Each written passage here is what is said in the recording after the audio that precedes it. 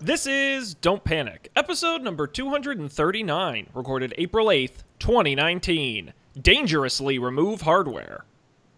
Hello, everybody, and welcome to this episode of Don't Panic. It's the technology podcast. It's got internet. It's got gadgets.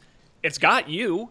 So why don't we get started? I'm Sean Jennings, joined as always by a couple of slam dunking, free throw shooting, foul committing guys. It's Colby Rabideau and Dan Miller. Our own national champions. We are the champions, Sean. Number one. What's up? Was that a March Madness reference? That's right, Dan. They're playing the championship game right now as we speak. How did you guys do in your brackets this year? I use brackets when I'm programming a lot. Okay, is that like the same thing? Arrays and stuff. I think so. Okay. I mean, I have no choice but to believe you. Presumably it's the same. I don't know anything about basketball. I hear it's crazy. Is it upsets? Is it like a local commercial? Sunday, crazy basketball. Yes. March, madness. Get mad this March Madness. That's fantastic. I haven't watched a single game or paid any attention to it either. I just thought that was a timely reference to put us in a certain space and time. Yep. That's true. Who do you guys got? Who do you got as the winner? Who's playing? Well, no, you should. Come on, everyone knows who's playing. Pick a winner. To win, right? Yeah, so Colby's got Duke. Who do you have, Dan? I still don't know who's playing. Just who do you think's gonna win? Well, UConn, obviously. Okay, Dan's got UConn. Colby's got Duke. It is Virginia versus Texas Tech. So I'm not optimistic about your choices. But they're both great teams. So University of Virginia versus Texas Tech. Is that what you said? Yes. Okay. And what's interesting is that this game, I don't know if it set the record or was really close to the record for the lowest over-under. Because these are two defense-heavy teams, I think the score is going to be a record low score. Kind of like the Super Bowl. Right. Boring defense. So far, it's been an interesting half. I haven't watched any of it. Obviously not. No. It's not. I've been prepping for this show. Definitely don't have the screen open directly to your right with the game on it. It's not like I'm watching this commercial for Northwestern Mutual. That would be crazy. Oh, look, a Subaru? I don't think so. It's what makes a Subaru. That's right. White people in expensive hiking jackets hiking somewhere on a mountain. Anyway, I'm invested in this show. What's going on, guys? What's new? I have things to talk about. I have a thing to talk about. Okay, great. That's kind of what we do here. So, bring it on. If you follow me on Twitter, twitter.com/jazzdan, you may or may not know that over the weekend I had, or didn't have to, but I did have to. I needed to change the way my email is set up because a long time ago I was running my own email server and it ran just fine for almost a decade until it very slowly, the ways in which you have to authenticate the emails that you send such that they are not marked as spam have slowly creeped up and up and up. And if you use Gmail, you just cannot. All my email will be marked as spam if I send it to you. And even other ones have been creeping up on that also. So I can basically, even just Gmail, I can basically send email to no one. And also, the way I had it set up, I had this very, too clever by half solution for receiving email, where you could do this thing called gray listing, where it's not a safe list and it's not a block list. It's you send me an email for the first time from an email address, and my email server rejects it and says, try again in 15 minutes. And it doesn't matter who you are. And then when you send it again after 15 minutes, it will accept it. But until then, it'll keep saying, nope, try again in 15 minutes. You're just locked out. Right, which does, like, a lot of spammers will not bother to respect these settings because they're like, well, it's not, I'm going to have to keep this email around that I want to send and keep it in memory and have the CPU, like, tied up sending things. So it works great for that, but so many people, like, send me, there's been a lot of situations, I feel like just in the last year where I signed up for, I had to sign up for some financial thing last week, where you, like, it's an app, welcome to the future. It's not a website, it's an app, and you sign in, and you create an account, and they're like, great, give us an email address. And like, we've sent you a verification link. Wait 15 minutes, and then get the link, and it's expired. Send another one. Now, a lot of these apps also are now, they're not sending from a static email. They're actually being sent behind the scenes. Like, it'll show up in your inbox as like, oh yeah, it's do not reply at financial.com. But actually, that's just an alias for like AXBY7-AL3 at amazon.simpleemailservice.com. Yep. So I can't validate in anything. Oh, long story short, I needed to change my email. I thought about it for a long time on Saturday, and I was like, I'm just going to Gmailify everything into one domain that I own. So it's not going to be free Gmail. I'll plunk down the $15 a year or whatever it is for my own Gmail account. So I sign up. If you have your domains through Google Domain, which I have transferred many of mine over to, you just like click a button like, hey, I want email here. And like, great, blah, blah, blah, take your credit card, do this thing. And I can't log into, I can get into my, like, the administrative view of what it would be like if you had a small business and were using Google Apps, and there's all sorts of crazy shit there I don't care about at all. All I want is email and maybe calendar, but the calendar doesn't really matter either. I can just keep using public Gmail, Google for that. But every time I try to log into the account that I can, like, get to the admin panel for Gmail, it's like, you do not have permission to access this resource. Please contact your administrator. And who's the administrator? Me. I'm always the administrator. I have never gotten one of those messages where I have not been the administrator. I feel like I've worked at places where you just never get told no, or I get told no and I am the administrator. It's the only two things. So, but I was like, hey, I'm paying for this service from Google. They have support, and they do have support. And so I contacted them, and they did very quickly answer my question, but the answer was like, it just takes a while for, like, your products to activate, so check back tomorrow. Like, tomorrow, I wanted to sit down today, and I wanted to get all this stuff done. I wanted to move everything over, go through all the accounts, import all the shit, and now I just have to wait a day. And I still haven't done it because I was busy next time. Aw. So that's my complaint. That sucks. Dan, you gotta check out Fastmail, Dan. Okay, Colby, that was the runner-up. That was the runner-up. There are two things I'm terrified of. One, I do not want to, because another complicating factor of the spam is all of the various DNS records you need to set on your domain. Like, oh, this is like the PKIP send off token, and it needs to be like encrypted with the public key of this thing that blah, blah, blah, blah, blah, blah. And Google will do all of that for me because they control the domain. The second thing is the thing that invariably, like, here's another problem. I'm going to take a drink and then I'm going to keep ranting. You gotta stay hydrated during your rants. Here's the other problem. There's no other 100% good web-based email, or should I say cloud-based email client. Cloud. If I were to use Fastmail, I would have to use an email client, which I am doing now. But the problem with email clients is that they're... yeah, right there, Sean. is that their search sucks.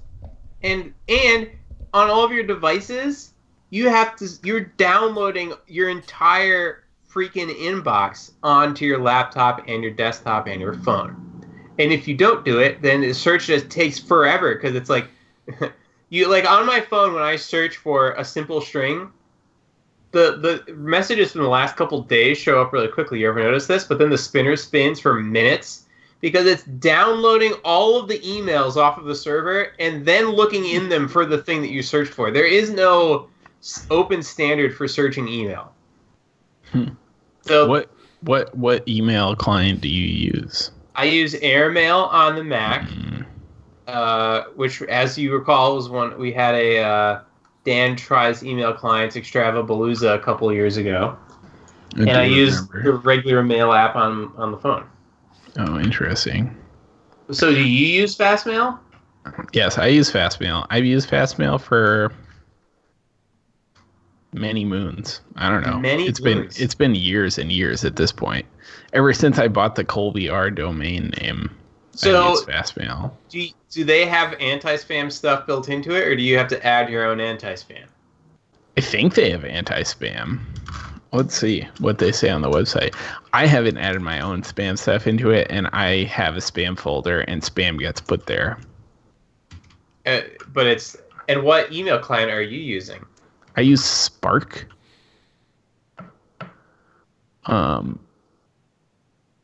I've never had a problem with it, but I also don't. I don't know. I feel like I don't often search for emails that are not recent. So maybe I've just never noticed that it's horrifically slow. Spark email app. I mean, it's not too. I still haven't moved anything over, so it's not too late. Yeah. This is claiming that I will love my email again, Colby. Spark? Bold promise. Yeah. It's not true. You'll hate it just as much as before, but it is fine. Okay. One thing I do like about Spark is it has this thing where, like, when you're composing an email, you can, like, do a little minimize and, like, go look at a different email that you're composing this email in regards to, and then, like, unminimize and pop it back out. That's a nice feature. Okay. That didn't make any sense. I don't have my phone. I can't show you. Time.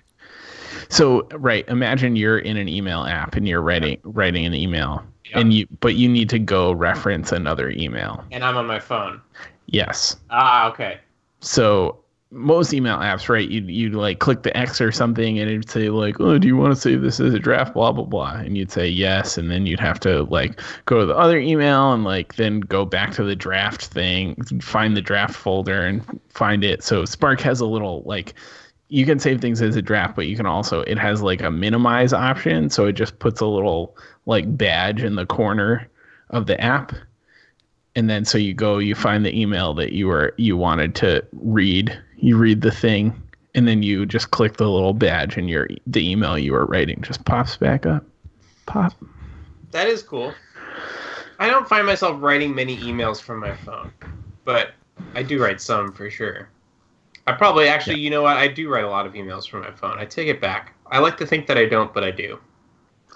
Now, I seem to remember, and you can correct me if I'm misremembering this, that we had a conversation on this very program that you claimed you didn't use email anymore.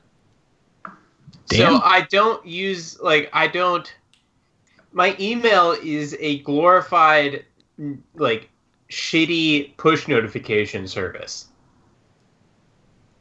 I receive emails that I need to act on, such as these stupid, verification emails. There are other services where if I don't sign into them for a couple months, they're like, I sent you an email.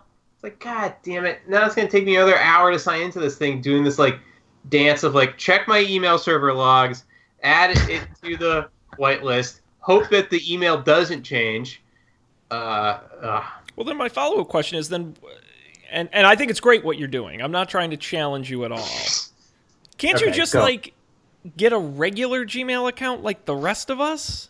But I want it to look cool. But you don't send any emails. You only get emails from big businesses to verify and send receipts and stuff. That's true. They don't read your email. They're not like, dude, this guy has his name in his email. He's cool. I'm just saying, you know me, I'm Mr. Simplest Solution. Kiss, keep it simple. Silly. Yeah. No, that's not. Sorry, Okay. it's not gonna fly. I mean, I know you well enough to know that a regular Gmail's not going to cut it. Yeah. No, I mean, okay. Maybe what I will do, Colby, is try out this client, and if it seems like it solves my problems, then I can maybe give Fastmail a try. Yeah. I also don't use a desktop client. I literally just use the web clients of whatever email I need to use. Like most of my email, like all my important email, any of the email that I would be like actually writing an email for happens in the Fastmail, so I just use their web interface, which is completely sufficient. And then yeah, when I need to look at my Gmail, which I usually don't, I go to gmail.com. And otherwise, I just do everything from my phone. Got it. Okay, well, I'll have to report back next week. Please do. But spoiler alert, I probably won't have time, so I'll report back in June. I was about to say, when you eventually get back. Oh, June. I have a small semi-tech related tale. This is a weird one, never happened to me before. I was in the car running errands the other day and my phone rang with a number I didn't recognize. Normally I don't answer them. But I was also driving in the car and didn't have anything else to do. So I answered it on the car speakerphone, and it says, hello, is this Sean Jennings? And I say, yes. And they go, hi, I'm calling from QVC. Now, I should point out, I've only ever ordered one item from QVC. It was a Christmas gift for somebody last year. Uh-huh. And so they said, this is QVC. Hi, how are you doing today? I'm like, I'm great. How are you? Awesome. Hey, look, we're just calling to let you know that our fraud security team has let me know your online account someone has tried to access your online account, and we believed it was suspicious, so we've locked your account. And I'm like, and I was really honest. I was like, look, I have to be honest. I kind of don't believe you're actually QVC.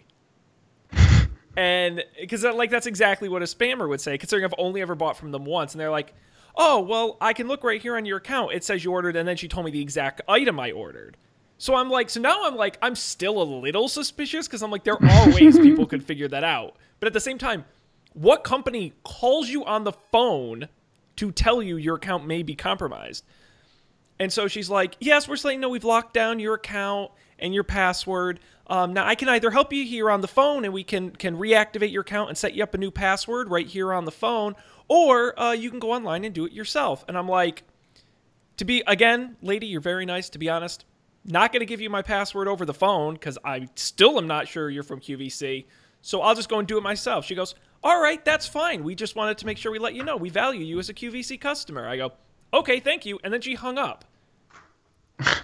It was no company. I've had accounts compromised on a ton of services. No company on the planet has ever called me just to let me know and then been like, all right, thanks, and then hung up.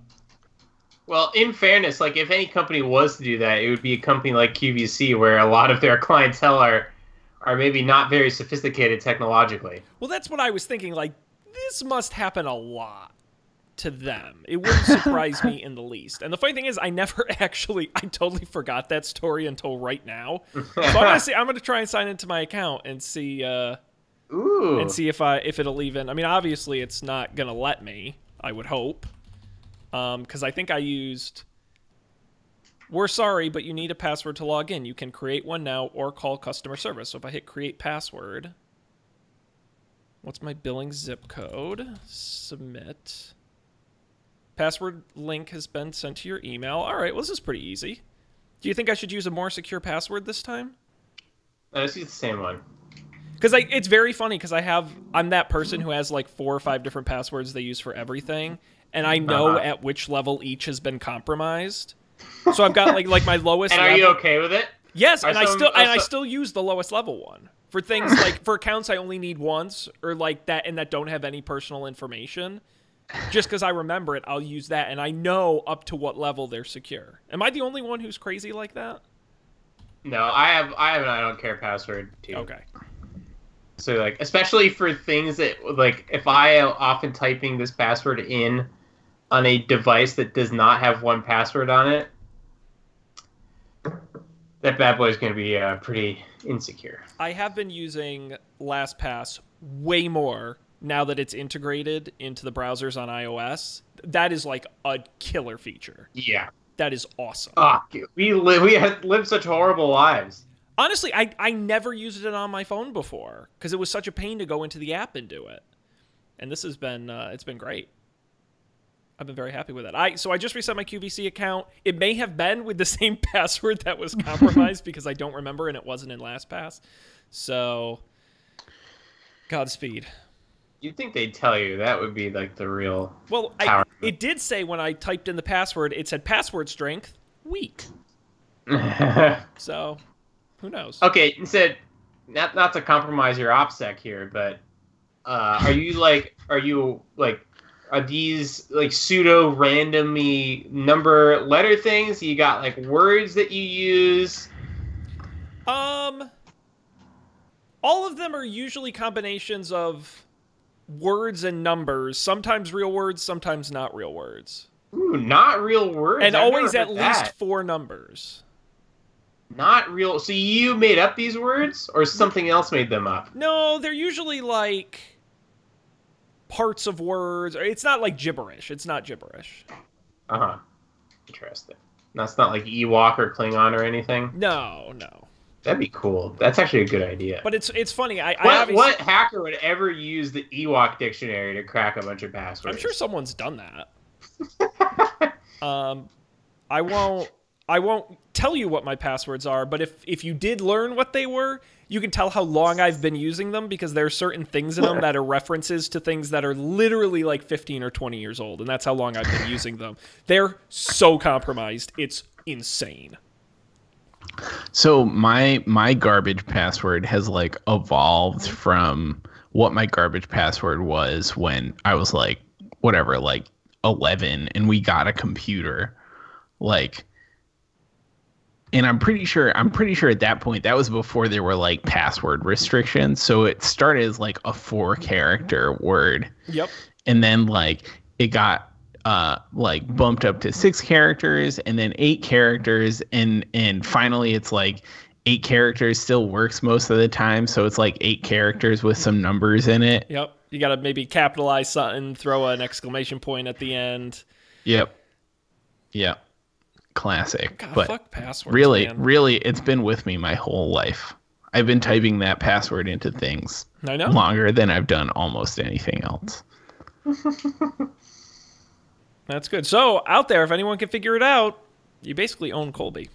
Ooh, will we get a Don't Panic t-shirt if they figure your password out, Sean? Yes, if you can successfully figure out at least one of my passwords, I will send you a t-shirt. I cracked Sean's password, and all I got was this lame t-shirt with our logo on the back.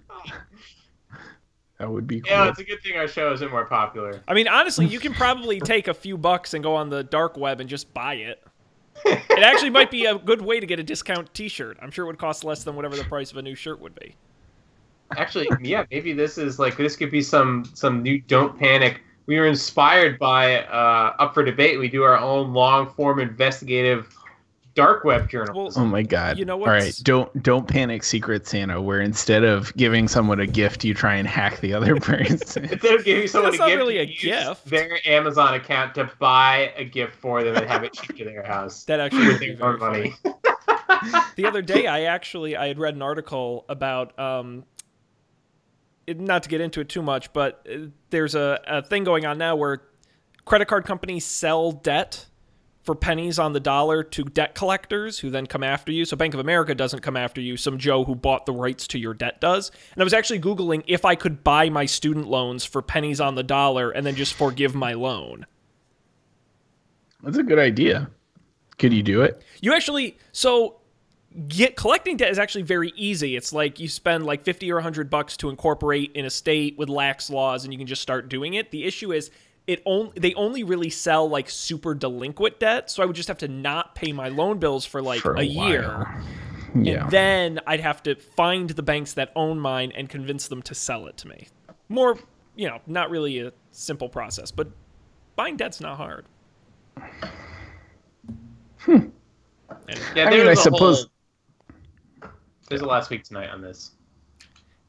Zach in the Twitch chat says he just needs my email and it's a done deal. He'll get it. So, all right, Zach, you're on. What's your email? Or are you going to see? don'tpanicshow@gmail.com. You can figure out that password. And that's not a hard one. Is it one of those passwords? No, it's not. But it does follow a similar format. Okay. And you guys, I've told you it before. I don't know if you remember. It's not a secret between us. Was it on the recorded show? Can we go back? No. I told you in private. I mean, we got some valuable stuff, and that is the same password I use for all the Don't Panic stuff. So just letting you know. Very secure. I mean, you wouldn't want people to have access to our YouTube channel, would you? Our Twitter account? I don't know. With a brand this powerful, or Amazon affiliate, they'll just make it better. You can't really make it like less interesting. Oof. I know. Who can you laugh at if you can't laugh at yourself? That's right. Guys, we're at the halfway point of the show. I think that's a pretty good time to get into the tech news of the week. And we've got a few stories here in the rundown while you guys are looking at deciding what we're going to start with. I want to thank everybody like Zach, who's joining us live right now at twitch.tv/don'tpanicshow. We're on Facebook at facebook.com/don'tpanicshow. We do the show Monday nights about 10:15 Eastern. Join us there. And if you are watching live, be like Zach, comment in the chat and let us know what you're thinking, because we do talk about it on the show. Guys, where are we going to go for story number one? Story number one. Numero uno. So I want the Beats, Power Beats, whatever, the AirPod Beats, the Beats Pods, so bad. I want them right now. The Air Beats Pro Pods. Yes, Apple and their subsidiary company Beats announced a new set of wireless earbuds, the Power Beats Pro, from the folks at Beats. It uses the same technology that is found in the new AirPods, the H1 chip, including hands-free Hey Siri voice commands. They also have longer battery life, even longer than the current newest AirPods. You will also, let's see, they use about, where does it, I'm just trying to, 9 hours, which is even better than the AirPods, 24 hours when you include the power in the case. They also have a more aggressive fit. They go around the back of the ear, and so they actually cling onto the ear more so than just sitting in the crevice of the ear itself.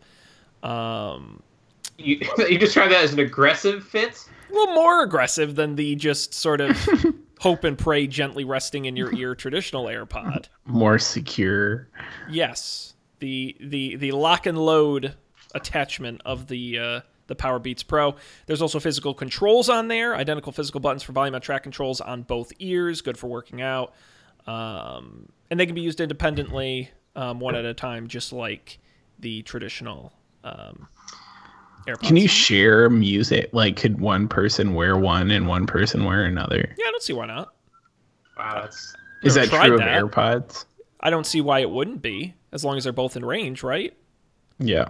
Yeah. I don't know. They can do that with They don't know whose ear it's in. Sick. Now Apple has new ear ID technology, where they look at your inner ear canal, and if it's someone ear else's ID, ear, they assume that your AirPods have been compromised, and they will not.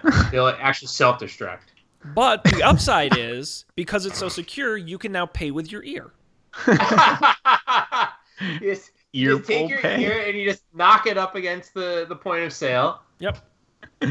You know how you might listen to a door to try to hear what's going on the other side? You just put your ear up to that giant touch screen that's on all those things now, and problem solved. And then like those chip readers, if you don't pull your head away fast enough, it blares loudly in your ear.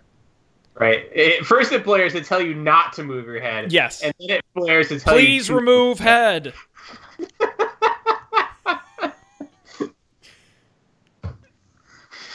I like it. This is a good idea. I should think about this. Yeah. Just lastly on the Power Beats here, no wireless charging. You'll charge with Lightning. They work with Android as well, but they are more expensive than AirPods. They're going to run you $250. That's more than the highest cost AirPods at $199. It's a lot of doll hairs. I was disappointed to learn there was not going to be wireless charging, but I still don't care because probably I'm not going to get AirPods because I'm pretty sure they hurt my ears, so I'll get these instead. Have you tried the AirPods? No, but I have tried all. I mean, I have like a half dozen regular Apple earbuds that I use occasionally. I have a gajillion, not a gajillion, but I have several pairs of Apple earpods that I keep in all of my bags. So when I forget my actual headphones, I never have to be like alone with my thoughts or anything. Right, God forbid. just tell me about it. So I'm pretty confident that that's the case. Yeah, the early reviews have said the fit is really great on these as well. They're actually 23% smaller and 17% lighter than the regular Powerbeat neck buds. Which are those the ones you have, Colby, currently? I have the Beats X. Oh, okay. I think X. Honestly, the only question for me is what color to get. There are so many choices. It's fun. What are your options? White. Black, there's white. Black, there's white. Dark green and navy blue. I like the navy blue. Those look really navy nice. blue. I think I'd probably get the navy blue. Yeah. Typically, I would purchase the gray, but there's no gray option. Ugh. You're messing up your aesthetic. I know. Space I'm a gray. monochromatic boy.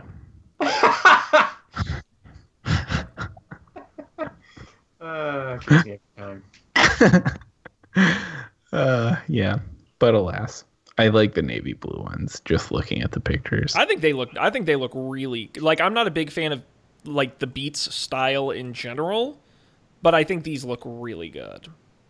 I do too. I just wish they weren't so expensive, unfortunately. $250 is a lot, I think, for these. But then again, I think about how much I use my AirPods But then again, AirPods are so easy to pop in and out, and they're so casual feeling. I feel like because I wear them around the house all the time. I wear them. I'm mowing the lawn. I'm wearing them. They're always in my ear. And these, I feel like I would be hesitant to pop in and out all the time. Yeah, I don't know. I mean, I use my Beats X or whatever that way. Like I always have them like on, kind of.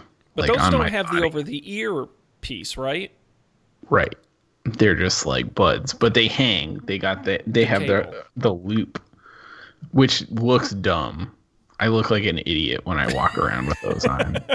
But it's too convenient. You're like the person who walks around with a chain on their glasses so they don't lose them.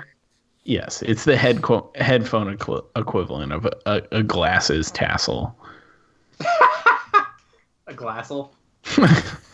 Yes. Wow, I'm learning so much about high fashion here this week. Well, that's what we're known for. It's a sort of fashion. I don't know if it's high or not. Yeah. All right. Well, Colby's gonna get on the H1 bandwagon. The Powerbeats Pro Challenge. Beats. Yes. You got to do it. Dan's got the new AirPods. You can get the Powerbeats Pro, and I'm gonna get those old-timey giant funnels old people would put in their ears so they could hear. What? Ooh. Oh yeah. The tin cans. Like the big funnel. What? You know, the old people, they'd stick it in their ears so they could hear. I don't know if that actually helped any, but it sure looked fun. We definitely make things hear sound louder to you. Would it? Definitely. Yeah. Okay, then I'm definitely taking. With, like, I mean that. Do it. Do it. Do you find yourself having a hard time hearing things, Sean? I just Googled ear megaphone. Yes. And there's a joke version, a gag gift version for $20 on Amazon. Oh, is there a medical version? Is there like? Oh, it's known as an ear trumpet, and you can get vintage ones on eBay. Yes. Oh my God, some of these are wacky. Get one that's in someone else's ear. Oh my God, these antique German museum quality with original box, $620. We're Oh gonna my have to God, do a lot these more are- of these shows to pay for one of those. I've always wondered if I should collect something. And I feel like this is the way to go. Oh Sean, that Your is something that- paraphernalia. my God, there's so many wacky medical devices. Sean's wacky medical device emporium. Oh no, that sounds like I'd get arrested. You It's a only get dark arrested app. if you subjected someone else to it. There we go. I put the link in the Slack so you guys could do some early Christmas shopping. Do not tempt me. It's the gift that keeps on giving all year round. Antique ear horns. Alrighty. Let's roll on here. What else is worth talking about? Oh boy. got- Some news. We have some news. I don't. Oh yeah, safely remove hardware. I didn't understand what this meant at first, but then I read the article. I know, This it's is- sad. Yeah, It's the end of an kind of era. sad. Now, let's be honest, guys. Look, this is a safe space. You can be honest. Okay. Do you Okay. safely remove your hardware? It depends what kind of hardware it is. Okay. Interesting. Always use protection, they say. If it is a spinning disc, I will, not because I'm worried about the data. Like, I'm not worried about the computer's ability to like write things safely to like the logical thing that is the hard drive. You know what I mean by that? Mm-hmm. I am worried about the hard drive's ability to turn off. Like, I do not want to unplug an external hard drive while it's still spinning, because that could like I do not trust it to like stop in a controlled way when there is no power at all. But for like a flash drive or SSD, no, I don't care. Does that make sense? It does. The funny thing is that back in our freshman year of college, which was a disturbingly long time ago, I was writing my whole semester's notes to a flash drive, which I pulled out too early and then lost an entire semester's worth of notes. Windows 7? No, what was before 7? Vista? I think it was Vista. Vista? I think it was Vista. Oh, I guess, yeah, God, Because we when did couldn't Windows have. 7 I remember come freshman out? year we couldn't have 7 on campus. It wasn't allowed yet. Right. Sean tested that. And I got in hypothesis trouble by for having getting Windows fired. 7 on a different machine. Lesson learned. Classic. Uh, The trick is, well, you already did work for the IT department, so but the other trick is not to well, never mind. Don't want to get anyone in trouble. I was gonna say, don't spill all the college IT secrets. Keep those to yourself. The reason we're talking about this is because Microsoft confirmed this week that in Windows 10 it's no longer. I have coworkers who ask me all the time, "Can I just pull it out? Do I have to safely eject it?" No, you don't. It's over. Windows 10 now has a feature called Quick Removal that will let you remove the drive anytime so long as you're not actively writing files to it, and it's now the default setting for each drive you plug in as of Windows 10 version 1809. Basically, the Quick Removal keeps Windows from continuously trying to write to a flash drive. It'll only write to it when it actually needs to write to it. Technically, it flipped the switch back in October, but they're kind of just pushing it now that that update has really kind of been broadly launched in. like what was it doing when it was writing to it all the time? Why does it? It always was a bizarre I don't thing. understand. There's actually a utility, and believe it or not, I have to look up the name. I'm 99% sure I picked it on the show. But there was a Windows utility where you could right-click on a drive and see what was writing to it and stop them. And it was always like these weird like subsystem processes that really had no need to be accessing the drive. Well, you know what? It could be, Colby. You know what journaling is? I'm aware of journaling as a concept. I don't really know what it is. So, like, one of the ways that it could make a sudden power outage safe is by, like, keeping track of things that are being written in the background so that it knows, like, hey, was I in the middle of some, like, atomic write operation that failed? So that if I turn back on, can I know where I need to, like, pick back up again? So maybe Windows had some, like, thing that was just like, hey, every 15 seconds, just, like, write to the thing and say like, "Yep, no more." I don't know. I guess it would just be saying there's nothing to catch up on, which seems dumb, but it's Windows, so. Yeah. And that's what I would tell people when they try and remove it. And I was like, look, as long as you're not actively using it, there's nothing you're going to break by taking it out. Right. The trick is knowing, like from a flash drive, it's easy to know if nothing's actively using it because it's usually not plugged in. Yeah. It's the external hard drives where I do get nervous. And I'm like, is there some program, like, did I accidentally leave like the Photos app open and it's doing some metadata stuff to my photos, and I just happen to unplug it right now? Yep. Don't want to risk it. Yeah, and I think that's partly why Microsoft's been a little slow to not announce, but kind of promote this feature. Is I think they don't want people assuming, oh, I can just pull it out. It's safe now. I can just pull it out whenever.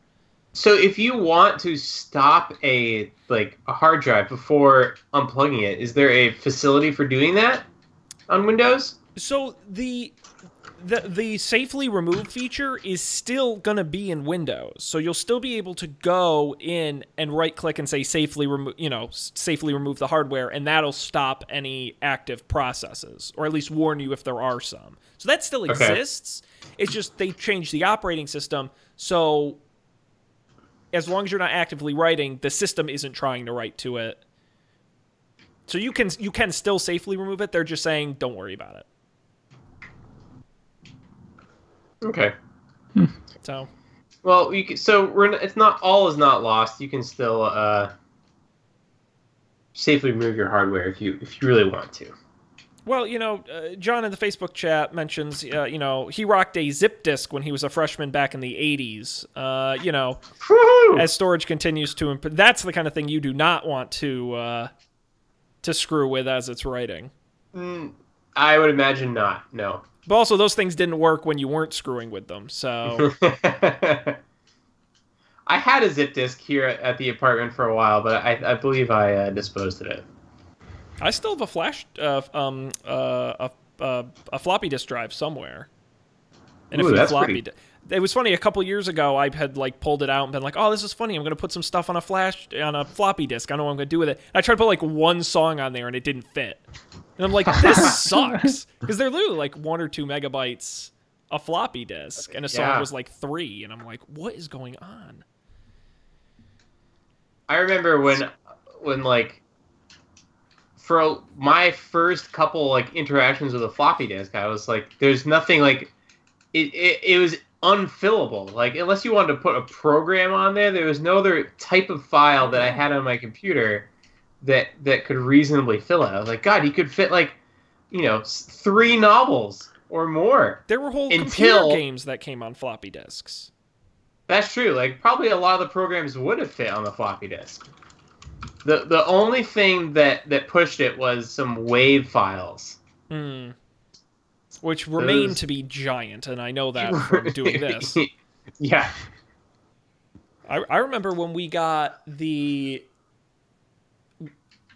they did Windows ME Millennium Edition, which was terrible and nobody liked.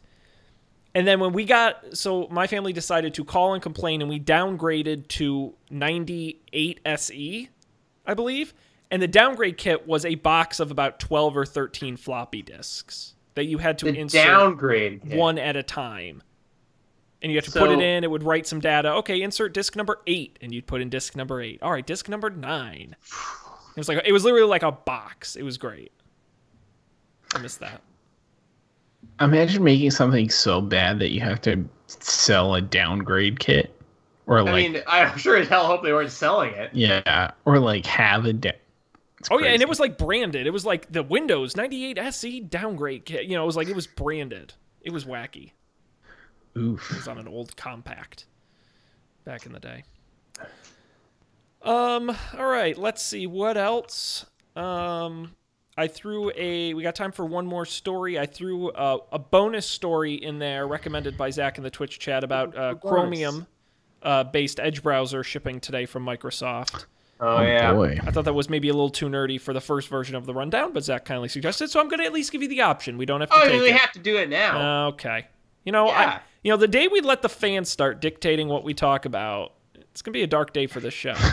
We've never listened to them before. We've never had them.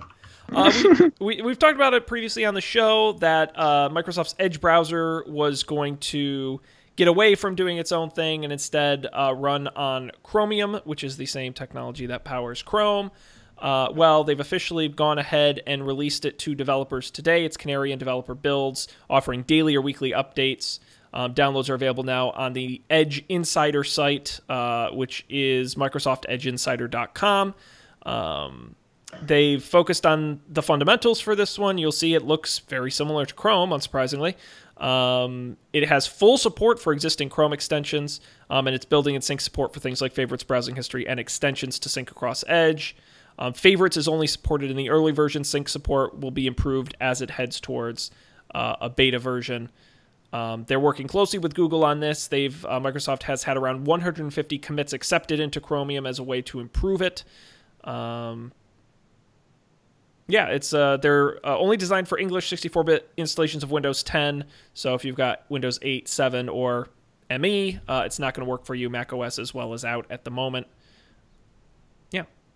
It's wild. I saw a tweet today. This was not original content. That like if you trace the lineage now of this new Microsoft Internet Explorer browser, it came from Google, which took code from Safari. Chrome came out of WebKit, which was the core of Safari, but WebKit was itself taken from an old Linux desktop environment web browser called KDE. I think it was Conqueror with a K.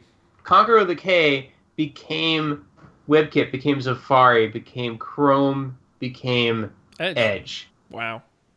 So really, Microsoft is running Linux. How wild is that? Whoa. Seems crazy. It's crazy to me. I'm excited. I'm trying to find... our talk about Windows ME reminded me that we had to do a downgrade. I don't know if it was a downgrade, but we the first time and it wasn't even really me, but the first time I remember a computer getting well and truly screwed was that I think we upgraded from Windows 98 to this other version of Windows that was and I can't find it, Windows Parental Control Edition or something. Oh, was it the one was it Bob? I don't know. Google Microsoft Bob and tell me if that's what you're thinking of. Microsoft Bob. Because I think that was right around the same time. Maybe. Because it was designed to be like a super simple desktop. But it wasn't about the simplicity. It was specifically about the parental controls. Okay. And the problem was that we installed it and by default selected no permissions for anyone, which meant that we couldn't change anything after the installation had finished. Microsoft Bob. Microsoft Bob. This is whew. Yeah, that was a big flop. They swung for the fences on that one. Oh, look at this. Microsoft originally purchased Bob.com from Boston area techie Bob Antia, but later traded it to Bob Kirstein in exchange for the Windows 2000.com domain name. Where does Bob.com now go? We're about to find out. It better still be Bob Kirstein. Oh, it's like some crazy China site. Wow! China soccer site. It just says Bob. But this is the most suspicious website I've ever been to. I think it's gambling. Yeah, what are the numbers on the bottom? I'm not clicking on anything. I'm very concerned for my well-being. Translate. But now I want to see where Windows2000.com goes. That doesn't go anywhere. It looks like it's available. That's wild. Man, Microsoft not good with the domain names. Wow. Oh, there you go. Yeah, so that's the scoop with Chromium. I'll just with the Chromium-based Edge. I'm excited because Edge is not great, and a lot of things don't work in it. So this will definitely be an improvement, I'm sure. Yeah, we're just down to 2 web browsers. The only sad thing. Agreed. Well, there's sort of 3. What's the third one? So like the WebKit ones. Chrome's not WebKit anymore. I guess. I don't Opera? know. Is Opera still a thing? Opera's WebKit now, so Opera and Safari are like the same. What about Netscape Navigator? What does that run on? Nothing. It doesn't run on anything anymore. Runs on dial-up. Oh boy. Alrighty. You know what I miss? I miss software that comes in a box. These boxes, I'm looking at these boxes and they're bringing back memories. Can you? You can still buy video games in boxes. Yeah, but no, it's but not, I mean like it's not cardboard software. boxes, like I mean, those it is big, like a cereal box sized cardboard box with a CD in it. I'm trying to think of the last software that I got in a box. Where remember. it's 90% empty space and like 1% disk. Yep. It's like purely for the shelf. Manuals. Yes. Yeah. The last piece of boxed software I bought, it was technically a video game, but for the computer, it was the Spore game, Oh, yeah. which was somewhat disappointing. Yes. They And promised us so much. I bought the game, and I was in a mall, shows you how long ago it was, and then I left it in a Barnes & Noble, and then I went back, and it was still where I left it. Wow. Not even worth stealing. Yeah. I think my answer is even sadder, which I think the last box software I bought was maybe 4 years ago, and it was H&R Block tax software. Ooh. Nice. Which is one of the few that they do still sell in boxes. That's good to know. If Yep. you want to relive the glory days. Yep, I've moved on to digital download now, but that was a thrill. People keep giving me their CDs because they say, I don't have a CD. Everyone at work comes up to me, I don't have a CD drive. What am I supposed to do with these old CDs? I don't know. I think I'm some magic IT wizard. I just got an external IT hard wizard. drive. Come on, come to some slack. Alrighty, guys. Well, let's go ahead and move on to the final piece of the show, which is picks, where each of us brings something we want to share with the broader world. And I'm going to volunteer to go first because my name is listed first. And I've got a game. I don't often pick games on the show because I don't often play games on my mobile device, but I have a new one I have been enjoying. It's called Golf Peaks. It's relatively new. It's a puzzle game where you have to take, how do I want to describe it?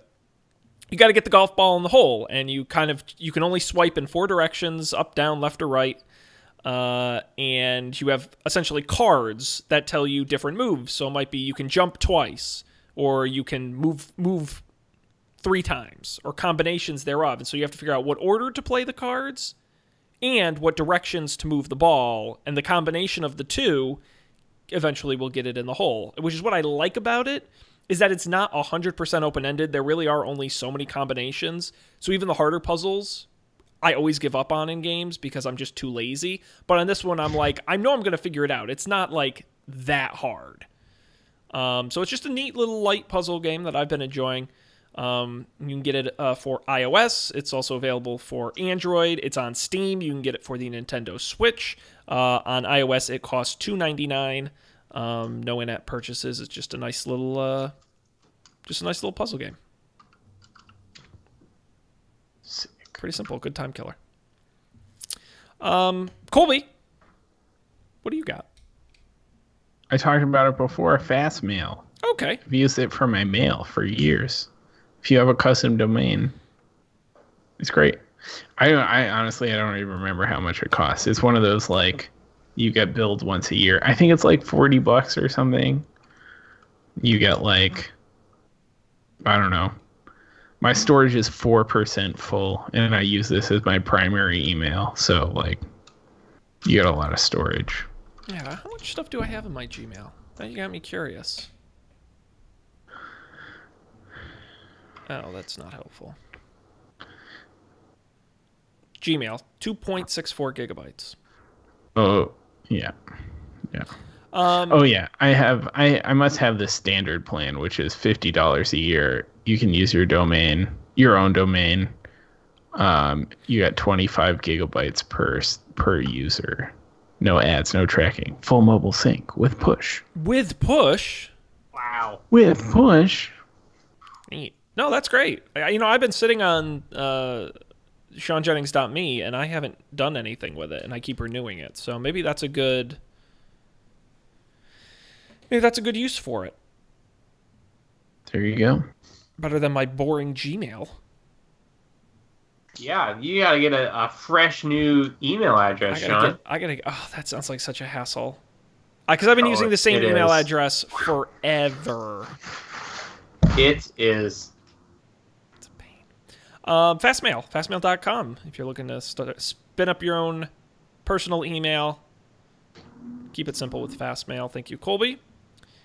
Dan, take us home. Yes? You got a blast from the past. Yeah, so this has apparently been the retro computing episode for some definition of retro. And a couple weeks ago, it was one of those weeks where it was really raining. I think this was like probably 3 weeks ago. And I really just wanted to play. I wanted to like a new game that was exactly like Divinity, Colby, but was a different game. And I did a lot of research, and I could not find one that wasn't like 18 years old. So I was like kind of sad because I had a lot of time to kill, and I really wanted to like dive into something. And then I was thinking like, man, there's so many games that I've really enjoyed, but there's nothing in that vein that has come out recently, like Mass Effect. And then I was like, it's been so long, like it's been 10 years since I played Mass Effect. I could just play Mass Effect again. I'm sure I hardly remember like what happens. So I did. I played. I started Mass Effect 2 because I recall it being much better than Mass Effect 1. And the first thing I noticed was that this was just like 2011. I think this came out, or maybe it was 2010. But it's just at the cusp of all the online stuff in games, and all that shit is broken now. So you turn on the game, and you can still get it on Steam, and it downloads and it installs on brand new Windows 10, and it hangs. Like, could not connect to EA server. But luckily, and this is like, I've missed Windows for stuff like this, there's a whole community of people who've like come up with like little hacks to like create a proxy server that pretends to be the EA server so that you can like activate the DLC and stuff. And in an extraordinarily uncharacteristic move, because the only way to get this DLC was through EA's now discontinued service, EA released all the DLC for free for Mass Effect 2. So you can just get that stuff. And there's also all these like... Okay, the other thing I noticed was that the graphics are horrible. God, I remember them being amazing, and this isn't like, I remember like N64. We used to think N64 graphics were so good. I remember like looking at this on my computer and being like, I feel like I'm on a spaceship. There's all this like cool like film grain effect. It looks so bad. The faces are just comical. They're just ridiculously bad. The hair is just like they just look like helmets. But luckily, there are also fan-made, like, complete retextures in HD, so you can run this at, like, 4K with 4K resolutions, and all these people put all this time into it, which is pretty dope. So anyways, it's a lot of fun. There was one thing in retrospect, I felt like such an idiot. There's this one moment in the game where they really get you, where they kind of trick you into thinking one thing's going to happen, and then you choose to do something, but it turns out that something else happens instead. And I was like, God damn it! And then it all came back to me. I was like, oh, that's right. Like that was one of the cool things about this game. It's like you think you're just going on like, it's another mission. Like go collect the Ozarks from the Flibben and like, nope, that was just a cover. So it's still as good as I remember it, and. So definitely on my top 10, and now I'm going back to Mass Effect 3 because I finished Mass Effect 2 last Friday. And so far, like the combat is way better than Mass Effect 2. Mhm. But there are also all these mods that I've installed that apparently make it like add a lot of stuff, and they changed the ending of that game very famously after it was released, and I never played it with the new ending. So we'll see. I'll report back on how that goes. But after that, I think I might play like some super old school Super Nintendo games. I think this could be a thing. Like Dan plays old games in 2019. Man, you got to stream that stuff. That's exciting. New Yeah. Dan old games. New Dan old games. I love it. Yeah. Okay. Yeah, streaming could be interesting. Because the thing is, I'm never going to play video games, but I will watch Dan play video games. Just saying. I've learned that. Just saying. Yeah, check it out. Mass Effect 2 available for Xbox 360 and PS3. I think it's like $20 on Steam at But this point. if you don't have those, yes, you're right, Dan. It's available for Steam and with your Origin subscription if you're an EA Origin subscriber. Oh yes, and that, by the way, like Origin, not a bad deal. I never owned Mass Effect 3 on the PC, so I had to buy it, and it was. I think that one was $20 on. Oh no, Mass Effect 3 also free on Origin, but the DLC it was like $20 for all the DLC. Mm-hmm. But if you're an EA Origin subscriber, which costs, I think like $5 a month, it's like not much. You get like some percentage of money off of all of your purchases, or at least off of some things. So I was like, okay, so I get Mass Effect 3 for $5, and then I get all the DLC for like $18. Yeah, Deal. And I'll it's a good cancel it deal. after this month. Probably, unless maybe there's some other old game there I can play. Probably not. Yeah, it's not a bad. I checked it out previously. It's not a bad selection. It's one of those things you probably want to be on for a few months, be off for a few months, and if there's something on there worth playing. But it's not bad to check out. Very cool. All right, well, guys, that does it. What a great time we've had here this evening. Lots of rants.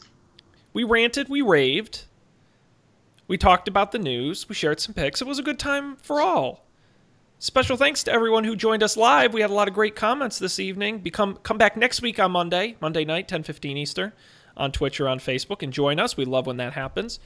Before I plug this show, I want to very quickly plug Up for Debate. This past week, we had on special guest Colby. He came back to talk about the first 3 Roger Moore movies.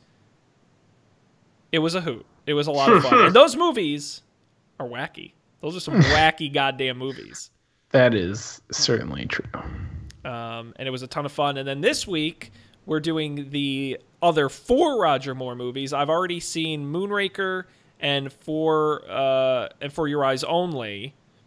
And a mini spoiler alert, I really liked both of them. And I was very surprised I did. Interesting. Yes. The plot thickens.